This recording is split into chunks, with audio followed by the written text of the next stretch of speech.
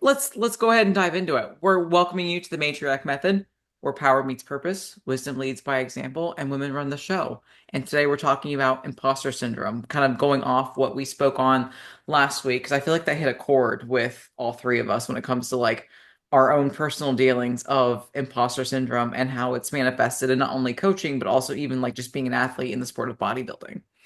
Yep. You don't need to know everything. Just saying. Not you, but I'm just telling the audience, like, that's part of imposter syndrome, right? Is like thinking that you need to know everything and feeling like you can't, like you just need to keep learning. There's no requirement for needing to know everything as long as you're trying to learn.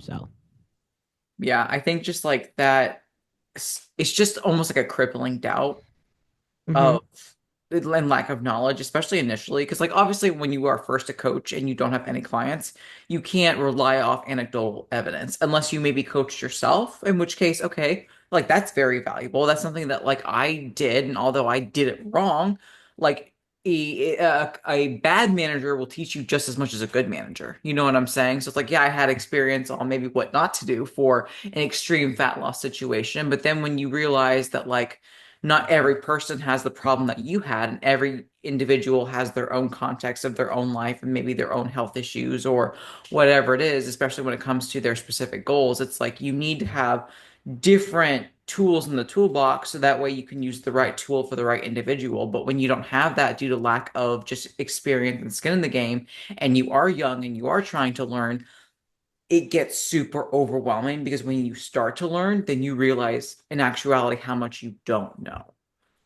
Yeah, I think that's a good point that you brought up about anecdotal evidence and having like your own client base. Because at first,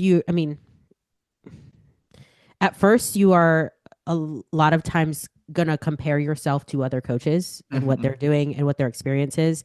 But every top coach started with like zero clients and zero credibility. They had to build it over time. Hmm. So you don't see their early struggles. You only really see like highlight reels online and on Instagram and all of that, or whatever social media you use. And so instead of like comparing yourself to the experience of other coaches, create your own experience, and use that as motivation to keep evolving. Because there's going to be a point where you see yourself and you're like, oh wow, like I'm where such and such was when I started following them. And I know about this much, and then it expands and it continues to grow. Like if there is a coach that you are really into following and they have been coaching for 20 years, they have so much knowledge that's going to take so much time for you to get through. Like none of us are there.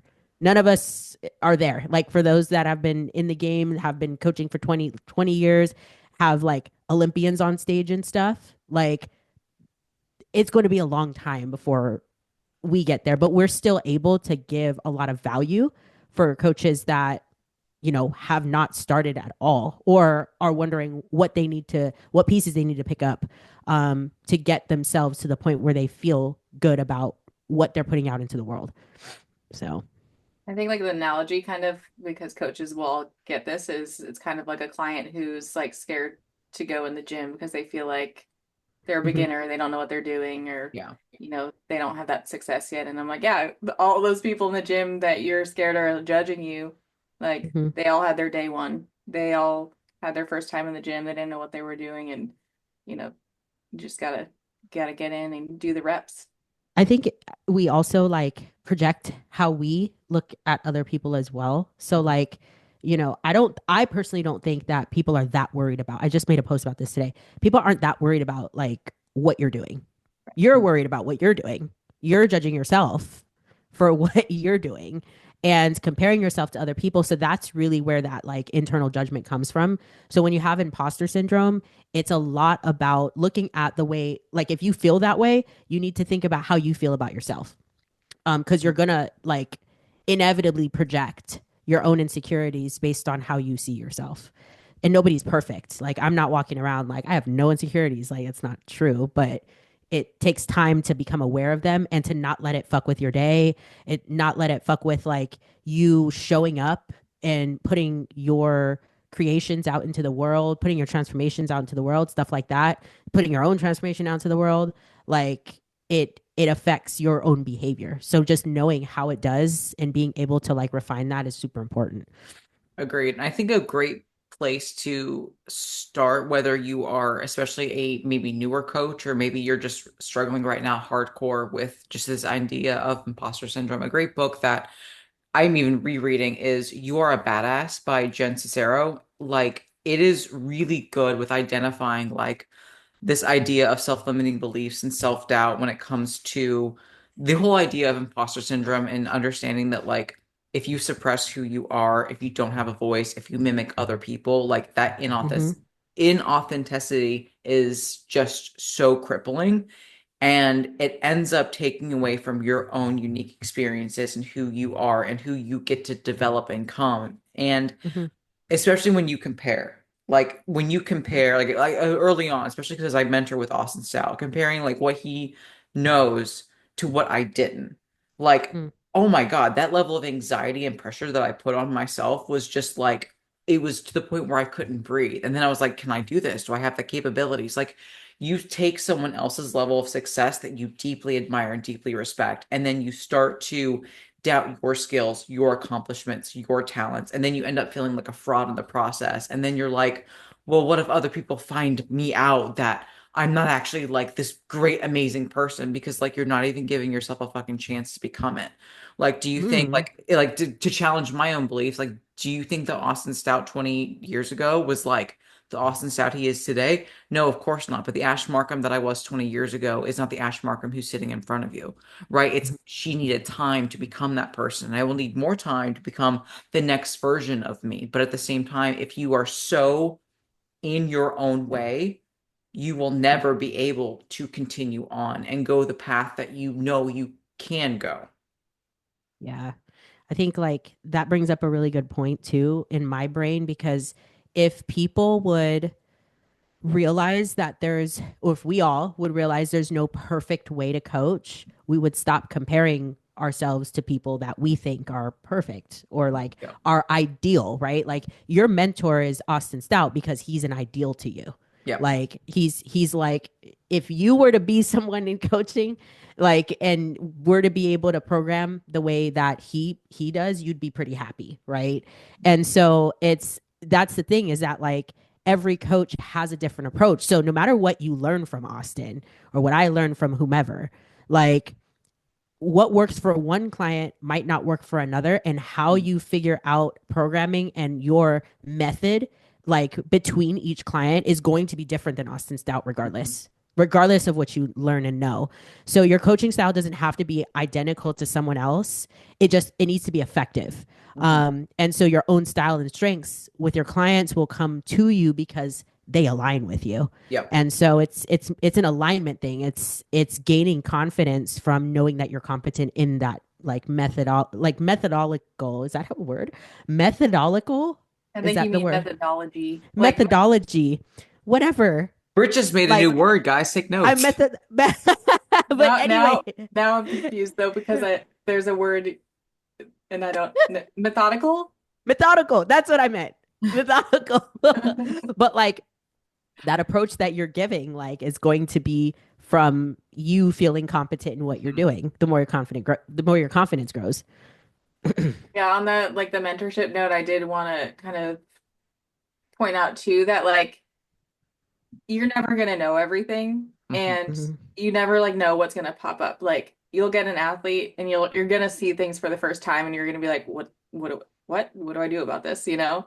And it is helpful to have a mentor like in that case. Like I also worked with Austin and I think that was a big thing that helped me with the imposter syndrome was like knowing that no matter because he's seen almost everything at this point, knowing that if something came up I could easily ask him and also not being afraid to admit that to my athletes though, like I would if something came up that I wasn't sure about I would say, hey, this is actually something I haven't seen before. I'm going to talk to my one of my mentors about it and I'll get back to you. I think Mhm. being able to say that with confidence and not be ashamed of like I don't know the answer and I'm going to someone else for it is big too, because if I was like, yeah, let me get back to you on that and like act like I knew the answer already, then that would make Mhm. me feel more like a fraud because I'd be like, I Yes. don't know the Mhm. answer to that, you know? It is so important, like so important to be able to admit to yourself when it is a better strategy to go and ask for someone else's expertise instead of acting like you know everything or anything, because it will it will mess with your own energy within that answer that you're giving to other people. And people can see right through that. Not that it matters how they see you or not, but if you're seeing through yourself, you're not going to feel good about what you're doing, and you're constantly going to be insecure about how you're responding or how you're programming or anything like that.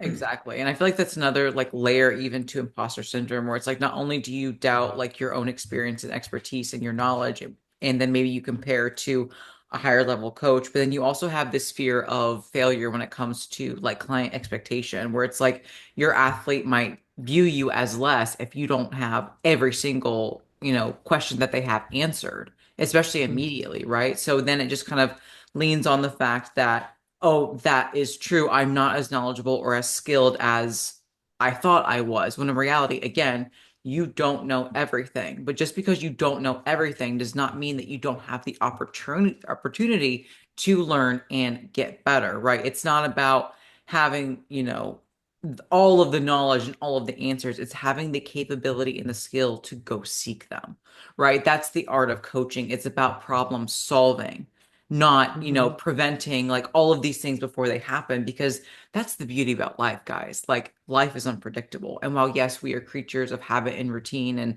obviously that routine and those habits are what makes us wildly successful when it comes to consistency, especially in bodybuilding. And consistency does build upon a strong foundation of those habits, but life is again predictable. And so while we can try to prevent future problems with smart programming, absolutely, we cannot plan for everything. So your skill as a coach is the ability to pivot, be flexible and adaptable when things pop up unexpectedly, because they do. Yeah, the best coaches are extremely creative. They're going to be creative. And so I think that's really hard for some people, because they think that there's this, like, it would be so easy to have just a linear way to grow and develop, right? You just follow the directions. But that's not how coaching is. You don't just follow directions and get your results. Like you have to figure out like and troubleshoot when things are not going right or when you can't, like in my case maybe with the contest prep with an athlete, like if I can't get my athlete to lose any more body fat, what am I going to do? Like how am I going to get through that or troubleshoot what is going on? It doesn't say anything about my ability to coach them. It says a lot about my ability to problem solve and be creative with that particular problem, and there's going to be 50 million different ways I can get there. Dude, that reminded me of such a question that I know both of you ladies have gotten before when you're on like a sales call with a client and they said, do you provide a meal plan or macros? And it's like that black and white thinking, either or. And it's like, there are so many fucking things that I could do as your coach. I could give you a meal plan.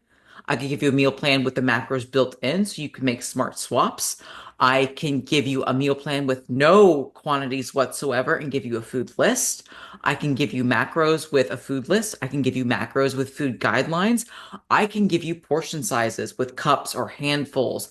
And we might even just do like, oh, you're eating out every single day. Why don't we start just cooking at home with like little structure of guidelines? Like there are so many tools I can use. It's what you need to be successful as the client. And if we Mhm. need to start simple, stupid, dude, let's start simple, stupid to where you feel confident in your ability to nourish yourself. And then we can progress and I can push you more when you can handle it.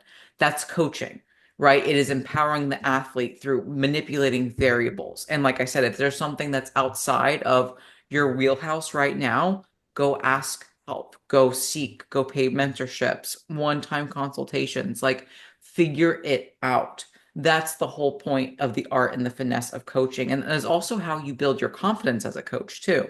So, in the same way, we're building up that client case where, again, maybe they have no knowledge on nutrition. It's like, but then you start with the basics and you build them up. That's what coaching is. You start with the basics and you expand upon it as you are able to increase that bandwidth. But if you're constantly second guessing yourself and overthinking because you want to be perfect, or really what you're doing is because you're so afraid of failure, that mental block is just going to be almost like a child lock where unless you press that button, you're not going to be able to grow.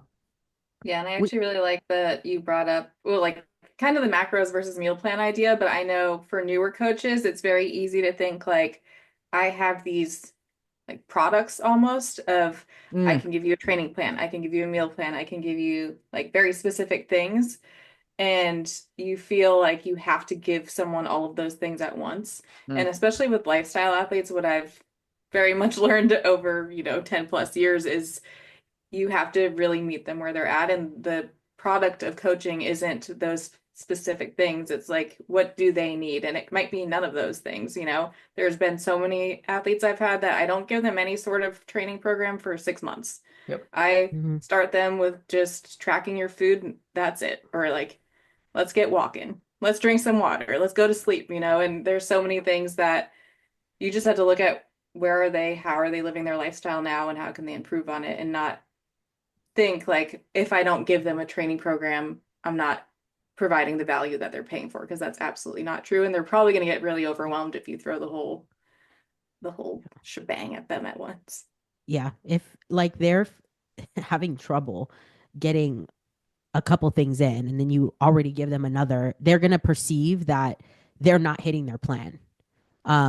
And that is more detrimental than them doing the opposite, right? And so I think a lot of times, I don't know, it's especially with that creativity piece, you are trying to get the best out of that person. And so it's not always going to be giving them a bunch of stuff to do. Or like for me, for a lot of people ask me that want to hire me for lifestyle, or they ask me if I coach lifestyle and what would be the difference between this, like competing and being coached with me for lifestyle. And then I'll tell them it's a little bit different because they they are not trying to build a ton of muscle. And so we will focus on more lifestyle habits, things that are sustainable and stuff. And they're thrown off because they're like, wait, I thought it was supposed to be like a bunch of other things. And I'm like, actually, no, like there are so many ways that I can coach you. Um, you just have to tell me like what you need and what will work best within your lifestyle. And then we go from there.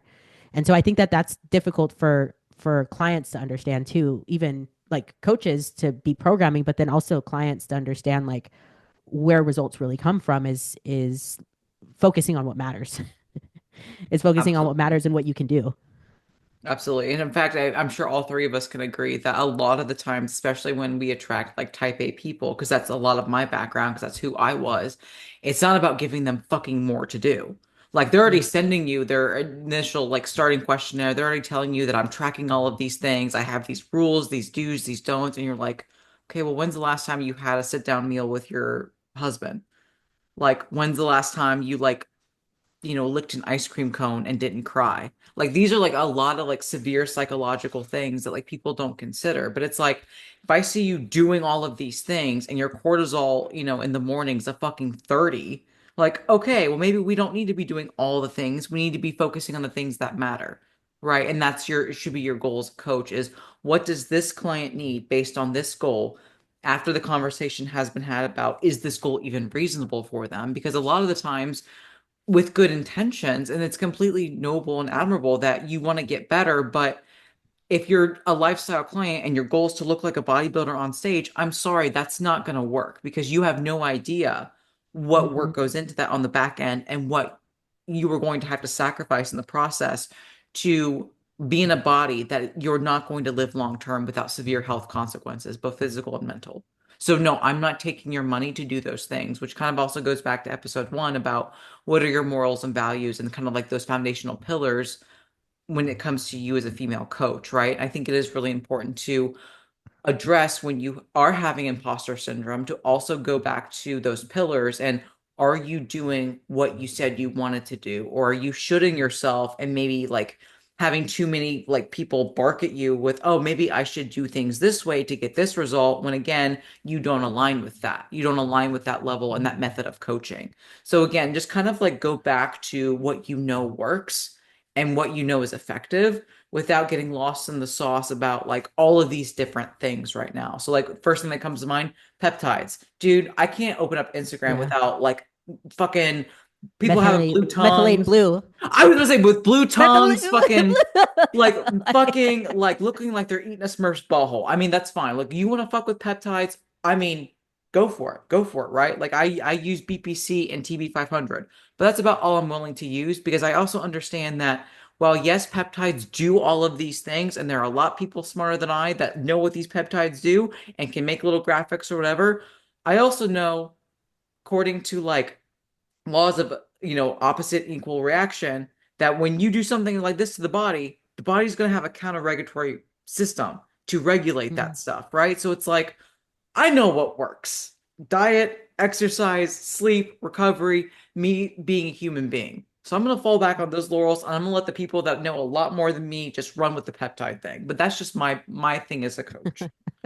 I feel like when, especially when newer coaches are starting, or even when I was first starting, I did a lot, or maybe tried to get myself to know things that like I'm really not that interested in or That you care had like for. no business of needing I to have no know. business, like, yeah, I have no business doing that. It's not even the type of client I want to work with. Like, what are you doing?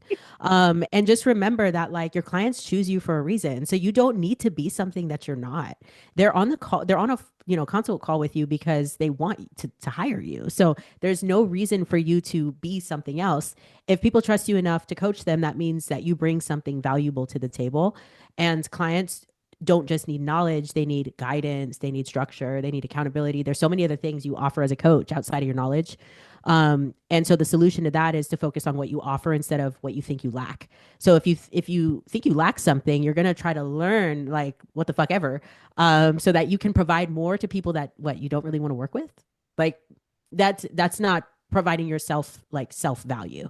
So when you value yourself, you're going to stick to the fact that you people chose you for a reason, and you're changing lives as long as you're staying true to yourself. So Yeah, that's actually something I wanted to touch on was, focusing what you're good at and confident in and running with that. Again, there's going to be things that just pop up. Like even if you're not trying to get a ton of functional health cases, let's say, they're still going to pop up because so many damn people have health This would be issues, crazy. that like they might sign up with you and you don't know, but then you're going to be like, oh, you have some stuff going on. But with that being said, like in terms of what you're putting out there, like I do have a lot of functional cases and I feel confident in them, but I don't really market that. I'm not out here. You guys don't see me being like, oh, blah, blah, blah, gut health, all this, or, PCOS or whatever topics, because like, yes, I can help people with those things, but that's not like my favorite, like gut health cases. Like those aren't my favorite things. So I'm not going to be like, please send me all the gut health cases, Just be So like, if I I don't know want that, you. yeah, yeah, yeah. I'm like if I know that those aren't my favorite things, I don't want that to be what's coming at me. And I think people feel like they have to speak on those things, but that's Uh-huh. gonna attract. So just be Yeah. ready for like if you're talking about things that you don't really know anything about or you don't want to be dealing with, then don't start putting that stuff out there. I love that because I see coaches do this shit all the time where they feel obligated to start talking about gut health, or obligated to start putting the definition of progesterone on online. We can Google that. Like we know what that is. I promise you. Like and I know like I'm sorry. Like I have to do this. I have to do this because I see this shit all the time. I know you don't like making those fucking Canva posts with the definition of progesterone and sex hormones and all that. I know you don't. Like, so like what we really want to see, how about this? I'm going to give you a key. What we really want to see is what you're doing with your clients. Mhm. That's what we really want to see. What are you doing with them? How did you do it with them? Right? Don't reteach me what is in a textbook. I want to see what you are doing with your clients. It doesn't mean you can't do those things. Let me not shit on people, but like I'm just focus on what's important. Focus on Right. what's important. But let's say to add to that and expand upon Britt's idea, what if you don't have clients? Well, here's a great thing to do. It's like, yes, you need to educate people to gain their trust. That is like, I would say one of the paramount things is your own education. So that way you understand like the basics. So that way people will trust you and want to listen to you. But this is where I fucked up, and I'm sure you ladies maybe can relate, or people listening can relate. I spoke over people's heads to the point where I wanted to sound so fucking smart that people were like, oh, she's got something to say, but here's the deal. What I did is I spoke too fucking smart, even though I did understand it because I put a lot of money and time into my education because I do value it. But I spoke over people's head. And so what I happened, I attracted coaches that were like, oh, I'm going to follow Ash Markham because she's smart. Okay, well, I was not at the point where, and I'm still not at the point where I feel like comfortable doing like a one-on-one mentorship because like I still feel like I don't know enough to provide value and do the most amount of good, least amount of harm, which is one of my pillars. But coaches wanted to follow me to gain insight, but athletes didn't Hmm. want to pay me to work with me. So you also Hmm. have to understand that while you need to be knowledgeable, you need to understand it on such a complex level that you could explain it to a 10-year-old, right? And it's not that 10-year-olds are dumb. No, no, no. Their ideologies are being shaped. And Yeah. that is so impressionable because that's how we end up working with 50-year-old women. They're still afraid of the scale or afraid to eat a carb or a fat or a vegetable for even that matter because, oh, veggies are carbs. Like the misinformation is why, again, we are so pressed upon the idea of leadership and understanding with how you speak. So that way, the people that are following you can think about what you're saying, maybe implement a few things when they feel better or they notice improvements. Now they're viewing you as a source of someone they can trust. And that's where that seed gets planted so you can nurture and grow it. But if you're talking above people's heads, one, you're going to be likely just having coaches follow you because that we get hard on that shit. But the athletes are going to be like, oh, she's too smart for me. I can't relate. I'm going to keep following the chuckle fucks that charge $30 for a training program that, they copied from their coach. It has to be digestible. It has to be digestible to your like intended audience. So like remember how I was talking about coaches that have been doing this for 20 years and have like, athletes on the Olympia stage and stuff like that.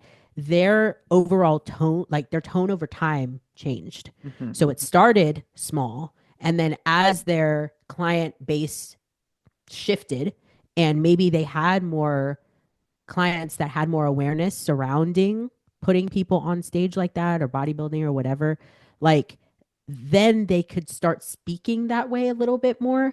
But they don't do it in a way to formally educate. They do it in a way to tell the story of the athletes they're working with. So they're able to expand on these methods and ideas without having to refer to anything. If you have to go back and refer to stuff a lot, it's okay for you to do that. Just understand that if you can't carry a conversation about it, you don't fully know like what's going on.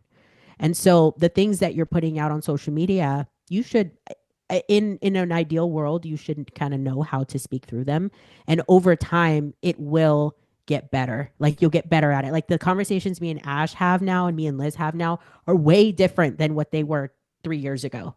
And it's funny because we'll talk and I'll be like, damn, like we're like talking a whole different language than we were like 3 years ago. And I'm like, are you seeing this? And it's like, yeah, it's like really cool because again, over time you gain a bunch, a lot more knowledge and you implement these strategies with your athletes and like then you can talk through it. But nobody starts knowing everything. So it's not expected that you are supposed to. Absolutely. And I will say, just speaking from experience, it is great to put a lot of time and money into your education, but you can't be so quick to want to be like a protocol coach because, like, you want to make sure that foundation and your knowledge when it comes to relating to your clients and athletes is there. And truth be told, like, while knowing the protocols is cool because you're able to help people that need them, it can also blind you and skew you into pushing things on clients that they don't need. And like Mm-hmm. that is not like good for the industry. It's not a good look for you as a coach. Some of these protocols are fucking expensive. So it's like, again, don't get so quick and maybe greedy because that's kind of how I was with my implementation of the knowledge that I was gaining. I was so excited to make a difference that I probably ended up doing a lot more harm than really necessary because I was like, "Oh, you're not pooping for 2 days? You need a gut protocol." And in reality, motherfucker just like needed to drink some goddamn water. But like I was like so focused on trying to be like the people I admired that I was missing Mm-hmm. out on the foundations of being a good coach, which they had already mastered. Yep. Like your at first your knowledge might not seem like groundbreaking to you, but Mhm. it's really valuable to the people that you're helping. So If your athletes are improving, even in small ways, you're already making an impact. So tracking your clients like progress instead of being super hell bent on like what you know and don't know is going to be in documenting their wins to remind yourself that your work has value is going to be more important to maintain your confidence as a coach, because the coaches that are good, they have a lot of confidence regardless of what they know. um so you could have, or that, sorry, not what they know, the information they have in their files in their Google Drive. Mhm. Okay, so if they don't know how to implement it, it doesn't matter. It doesn't matter. You can literally Google all this shit. Like you could Google it, you could ask Chat GPT, you can hire a mentor, you can do all this stuff, but if you don't know how to implement it into your clients and you don't have results, it's not going to attract more. Yeah, and Mhm. I think like something that I like to do. I do this, but I actually don't tend to look back at them. But you can screenshot like those client wins, like when they send a message to you that they're really excited about like a non-scale victory or just a win that they had, or they're going to send you messages that are really heartwarming. Like there's definitely been ones that I'm like, oh, I'm crying, like Yeah. Mhm. thanks. And I screenshot those, and you can make like a little folder of just client wins to when you are doubting yourself, look back at those and be like, look at all these amazing messages that I've had and these Yeah. amazing wins that I've helped people get. And, you know, that just kind of reminds you because you're gonna have tons of wins along the way, and then you're gonna have days where you feel like shit. And that's normal. Hmm. I think as women, like, we struggle with imposter syndrome a lot more, because the fact that you doubt yourself means that you care. Mhm. So the worst coaches are the ones that don't care at all, right? They don't care. They'll copy and paste any protocol and just give it to you. Hopefully it works. They're not checking on you. They're not nurturing anything, They're right? not Like, engaging, they're not learning. exactly. Exactly. So reframe like the doubt that you have about yourself as a sign of passion for what you do, and use that to keep moving. Like, that was something that I really took to heart in during the times where I feel like I don't know something. It's like, well, thank God I'm even saying that or feeling that way. How can I remedy that? How can I make it better? So just reframing your thought process toward it instead of like spinning, like spiraling and spinning your wheels in areas that like are not serving you. Dude, the ability to reframe your mindset is like that is stress management in a nutshell, right? Like that is how you look at a circumstance and rather viewing it as like life and earth shattering, it's Hmm. oh, it's a challenge. That's why I'm very careful with how I speak. I try not to use the words like hard or bad. I try to use the words difficult or challenging. Because Mm, if you have such a negative connotation with something, you're already going to perceive it as negative, and therefore your like how you problem solve or think about it is going to be negative, right? So how you perceive is also what you put out, kind of like that law of attraction energy type of deal.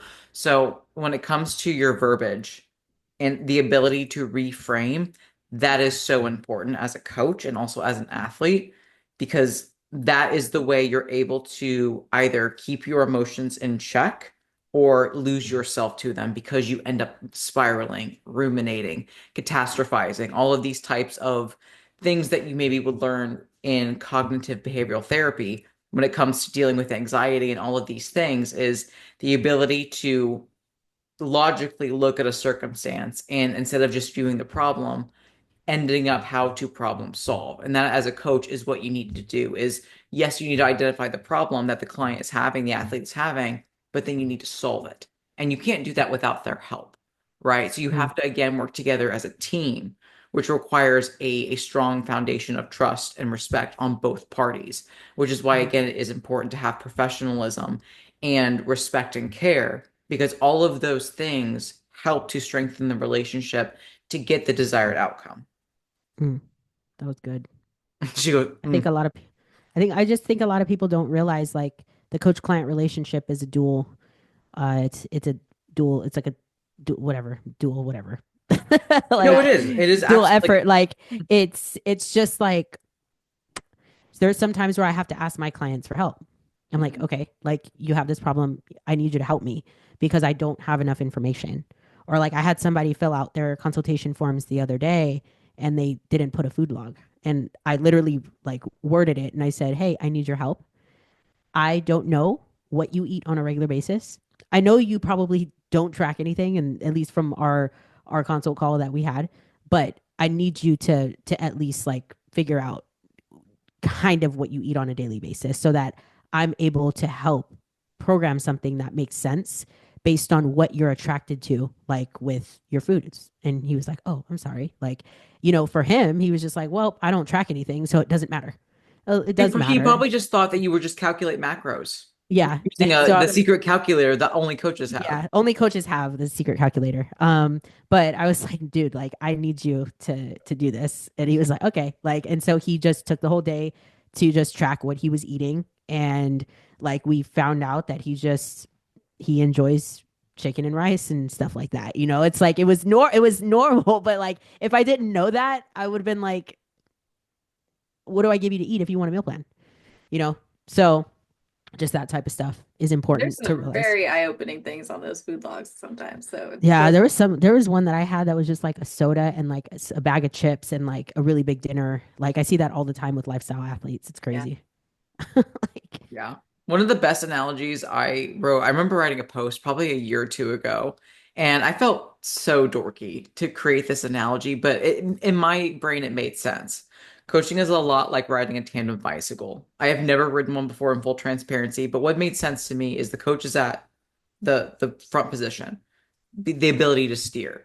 You both are working together on pedaling, right? But in terms of like how fast that you want to go, that requires both parties. So while the coach is guiding you and leading you with steering the bicycle, you guys can either be working together to pedal in sync. You can speed it up, you can slow it down. But if you have, if the client is not pedaling at all, or maybe they're even doing like a reverse pedal where they're trying to like break it, like that kind of pace either dictates forward momentum or just staying the fuck still, even if you're being pointed in the right direction. And I think it is valuable for teamwork because the coach also could be guiding improperly. They might have the map, but they're not utilizing it because they think they know better due to ego or lack of knowledge or lack of experience. And because they're unwilling to look at the map and maybe ask for help or consult the compass, they end up doing more harm than good. So it is really important to, again, emphasize the idea of teamwork in long-term success for the client and getting good work out of your clients and athletes. Like that is just so valuable. And that's something that I wish I would have felt on heavier when I was a newer coach, rather than like puffing up my chest, being like, oh, I know more than you listen to me or get the fuck out. Because like I lost out on the ability to pull and create better athletes because I was so insecure with my inability to coach. mm, oh, Jesus Christ. That She goes, was, mm. I do think mm. having somewhere or a way for athletes to openly give you feedback in a way that they feel safe is important. Like for me, there is a spot on their weekly check-in that's like, is there any part of your program that's not working for you? Or is there Mhm. anything I can do differently? Because when I didn't have that, I would still ask once in a while. I'd be like, hey, like, is there anything you're struggling with? Anything good? Especially if I noticed like there obviously was something they're struggling with, but if you ask them or there isn't a specific spot, I feel like they are scared to bring it to you. But now that I have a spot for them to put that on their weekly thing, like I get the answers right away. So I know immediately if they're struggling with something. They know I'm not going to judge them or yell at them about it or whatever. And it just makes it much more efficient because I'm like, all right, like they're struggling with this specific thing. I'm either going to change it or I'm going to give them the guidance they need to be able to do better with that piece there. Mhm. I love that. I'm intentional. I know this is kind of silly, but maybe it's not silly. I'm very intentional with the order, at least the first and the last question of my check-in questions. The first question is always a deviation question. I want to see any deviation that is of consequence. So, like, for example, I program 140 grams of blueberries and you ate 142. That's not, no, like that's not a deviation. It's something that again is of consequence, right? So I start with a deviation question, but like Liz, I end with what more do you need from me? Because if you have a lot of deviations, that tells me you need my help. But what I'm also looking for is do you have the courage to ask it of me? Are you ready to receive it? Right? Or are you mature enough to where like maybe you have more skin in the game as an athlete where you had a bunch of deviations And then you tell me, which happens a lot with my athletes, which I'm proud of them for, I know what I need to do. I just need you to hold me accountable. Hmm. Boom. Then I know that the fucking wheels are turning, the shit's lubed up, we don't have a squeaky wheel. Like, I know we are good. And maybe I can provide insight and perspective if I feel necessary. But more often than not, when you do such a good job as a coach, that you give this level of confidence within your athletes and instill upon them, they're going to take ownership for their actions. They're going to understand where they went wrong and they're going to be the ones to correct it. Maybe ask for help if they know they need it. If not, they'll be like, yo, this one was on me, coach.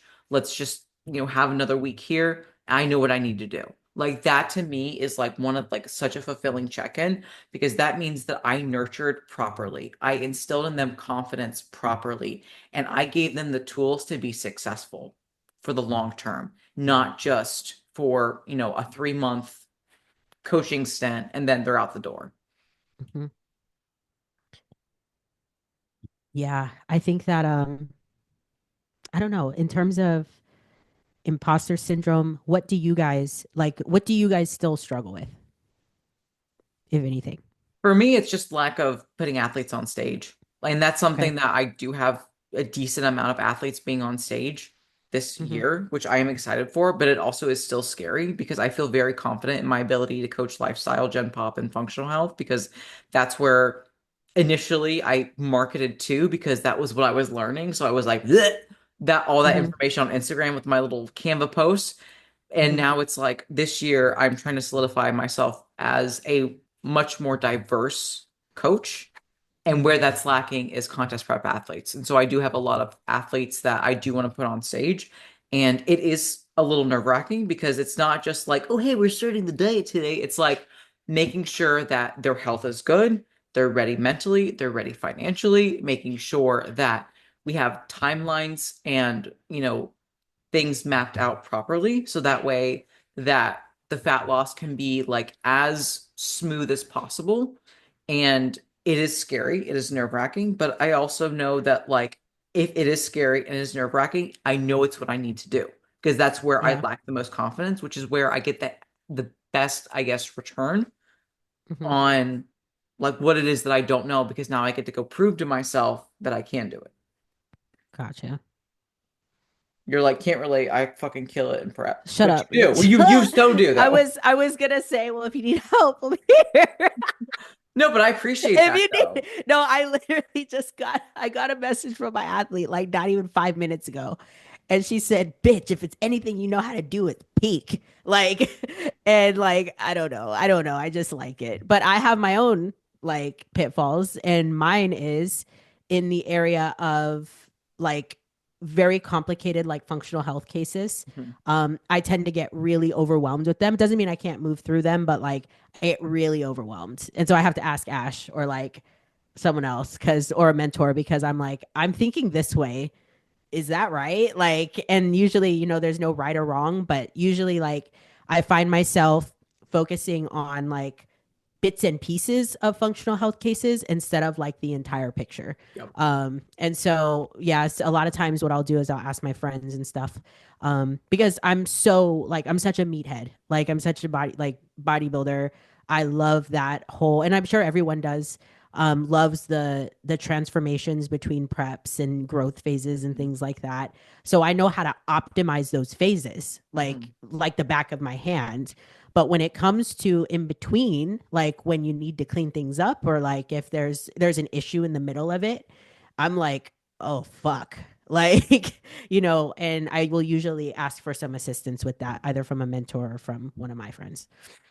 Yeah, I was gonna say like I honestly don't struggle a ton with it anymore, which is amazing because I used to have like terrible imposter syndrome. I had it in college just as a student. Like the Mhm. dietetics program was very competitive, so I remember like just feeling like I'm not smart enough to be here or whatever dumb things that I thought, you know. And then as a coach, I definitely felt it through the functional health cases and everything, but I did the mentorships I needed to do, and I do have the support system that I need now, very much so where like B said, like if I have a case that I need that confidence in, I send it to one of you or Mhm. one of my other coaching friends, or I'll go to a mentor if I need to, but I'll say like, hey, this is what's happening. This is what I think's going on. This is what I see.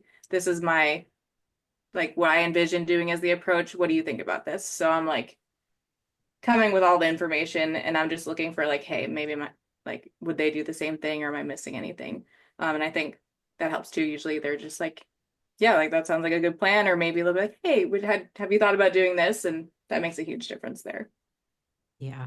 And the more you do, the more you engage in like the areas that you're struggling with or that you feel like you still need improvement on, the better you'll get with them. But it's natural for your mind to like shy away from it because it's something that you know that you need improvement on, or at least that's, I'm talking about myself here.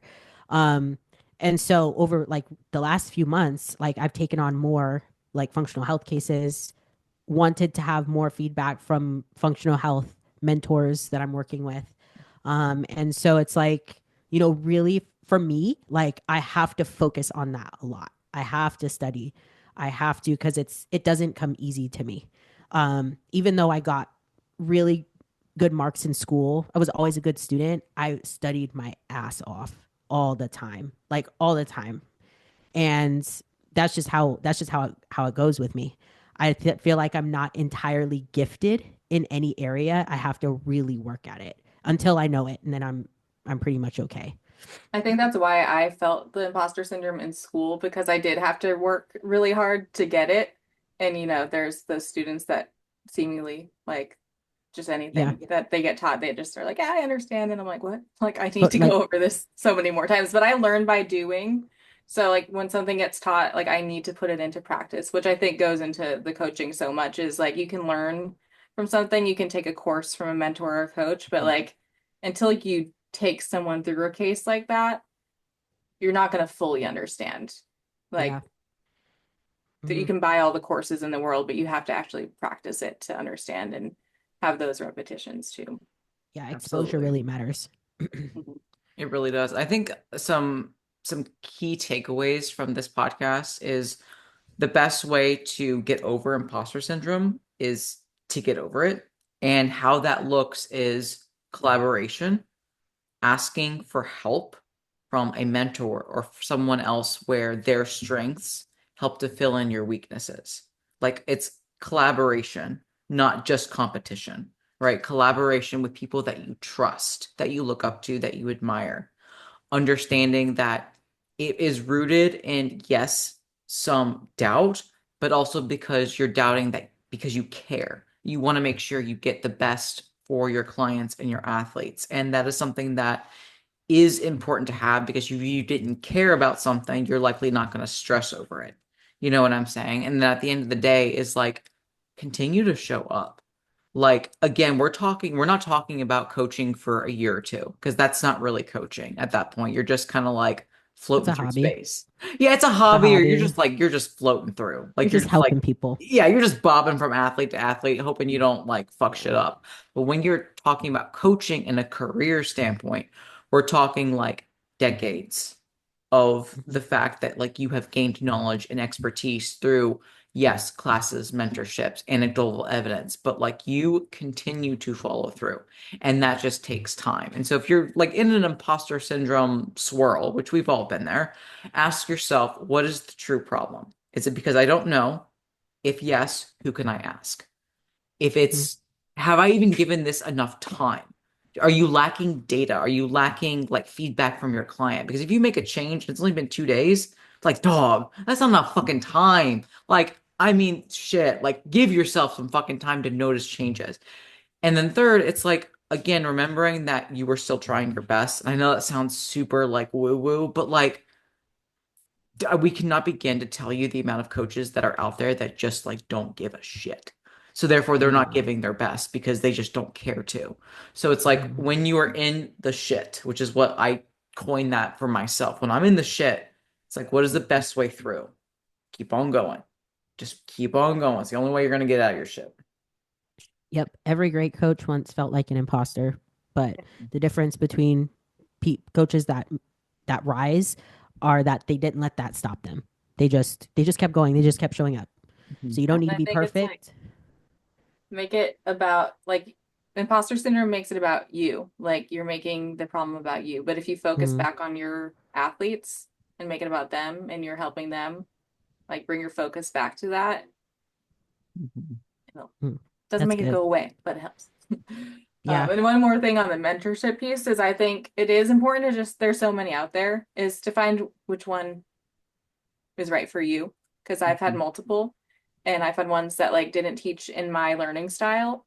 And that was a big piece that got me over the hump is I remember when I would receive athlete blood work and I was working with one mentor and I would get so anxious. Like I'd Mm-hmm. see, like I wouldn't even open the WhatsApp message. I'd see that there's blood work in my inbox and I would just start freaking out. Mm. I didn't even know what it could be perfect blood work, you know, but I just like was so scared. And it was also because the mentorship wasn't a good fit for me. So the whole process of like bringing it to that mentor and going through that made me anxious as well. But then when I found one that was a better fit for me, I felt so much more confident. I was like, cool, we got this. Like, Mhm. I'm gonna Yeah. bring this up on my next call with him and we're good, you know? So I think that's important too. Yeah.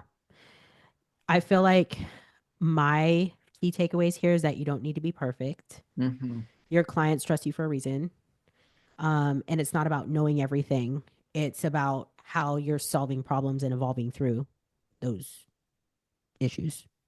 So, mic drop. Mic drop. All right. Final, what are we grateful for? And we'll wrap this shindig up. I'm grateful for the gym because I'm about to go grow some glutes and really beat my own ass. So I'm excited for that. I've been stretching. I'm grateful for stretching. I'm about to learn how to do my splits, guys. And I'm Ooh, keeping myself accountable by saying it right here. So now that I said it, I'm gonna be able to do the go do splits in like a month. them. I love uh, I am grateful because I got my menstrual cycle after prep as of Yeah. yesterday. So Period, bitch. yeah, bleeding. She's like, I am thankful for blood. Like, okay, vampire, calm down. Hallelujah. Oh my goodness. I'm trying to think here. I am thankful for creamy root. You couldn't even fucking see it. Creamy root beer Zevia. I'm gonna tell you right now. Well, growing up, I love drinking pop because I'm from Ohio, and you drink pop in Ohio. You don't drink fucking soda. You drink pop. Okay. I drink soda. Oh, that's you're from California. That's fine. That's fine. Yeah, you out there in California, you drink soda. I respect that. In Ohio, you drink pop. So I obviously came from a background where I drank and drunk a lot of pop. And I never liked root beer until I married my husband. And I'm gonna tell you right now, I've warmed up. I've opened up my heart. I've changed my perspective to invite root beer into my life, and it brings me a lot of joy. I love I root love beer that for stuff. you. I'm I do proof. too. I love the root Yeah. beer. I'm happy for you Thank you. and your root beer. Thank you. Hmm. Zevia, sponsor me. I drink a lot of I it. don't like stevia. I'm gonna say I that, don't. Yeah. No. I don't know how my you root do beer. it. Listen, I'm sorry, this is, y'all. I justify it because I get that drinking soda and pop isn't like the best for you, but I also need to like let loose and let go.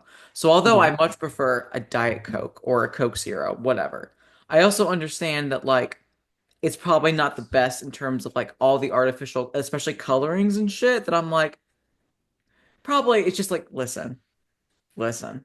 It's like the hierarchy of like what it's gonna do to myself. Short term, probably not much, but long term, like I'm gonna be drinking this shit until I'm like 102. So I'm like, every once in a while, just drink a Zevia. Like it'll be fine. It's like every once in a while, eat a vegetable. It'll be fine. Okay. We need to get you out more. It's fine. Listen, I'm going to go to a little St. Patty's Day thing as soon as we Ooh, wrap this shit up. So it's fine. I get out of the house Okay. plenty.